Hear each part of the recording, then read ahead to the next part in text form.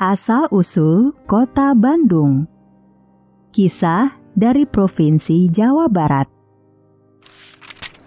Bandung adalah sebuah kota yang menjadi pusat pemerintahan Provinsi Jawa Barat. Kota ini dikenal dengan suasananya yang sejuk serta keindahannya, sehingga mendapatkan julukan Paris van Java atau Kota Paris dari Jawa. Kota Bandung juga identik dengan sebuah sungai yang bernama Citarum. Berawal dari sungai Citarum inilah, Bandung memiliki kisah asal-usulnya. Pada suatu waktu nan lampau, tersebutlah seorang sakti yang bernama Empu Wisesa.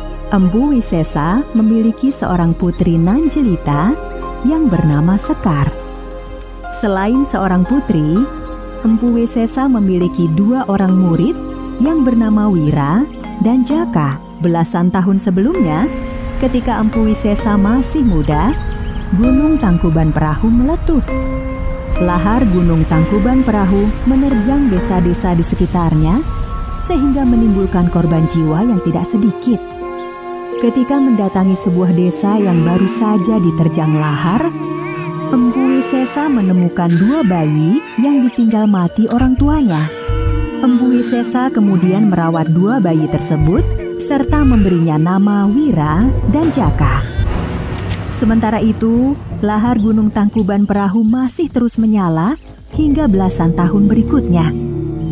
Selain merawat Wira dan Jaka dengan penuh kasih sayang, Empu Wisesa juga mengajarkan berbagai ilmu kepada keduanya.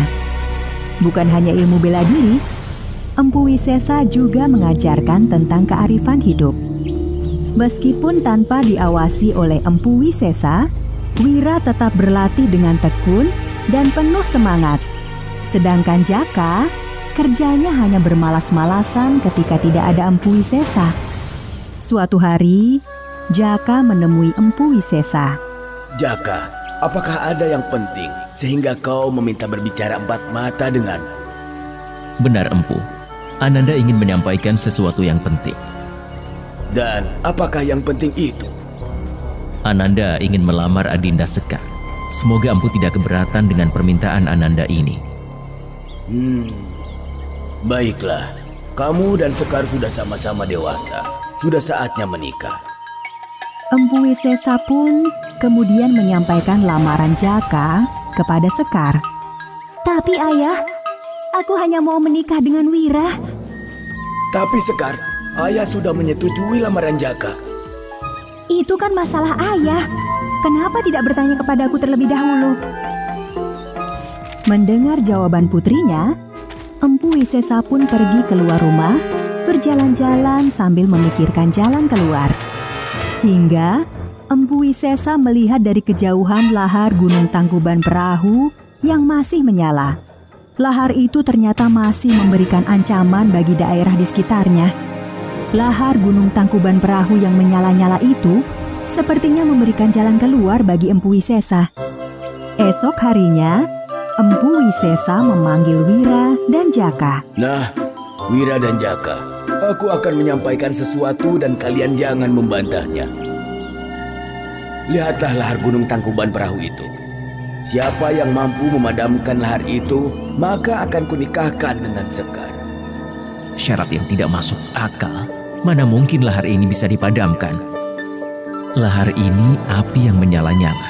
Api bisa dipadamkan dengan air. Wira kemudian mencari sumber air dalam jumlah besar. Hingga akhirnya dia melihat sungai Citarum. Sedangkan lahar Tangkuban Perahu berada di sebuah cekungan yang agak rendah. Dengan ilmu yang diperoleh dari Empu Wisesa, Wira meruntuhkan bukit di dekat sungai Citarum. Reruntuhan bukit itu membendung aliran sungai Citarum. Air yang meluap itu kemudian mengalir ke lahar panas yang menyala-nyala.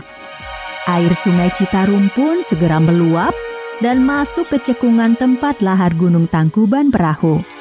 Cekungan lahar panas yang menyala-nyala tersebut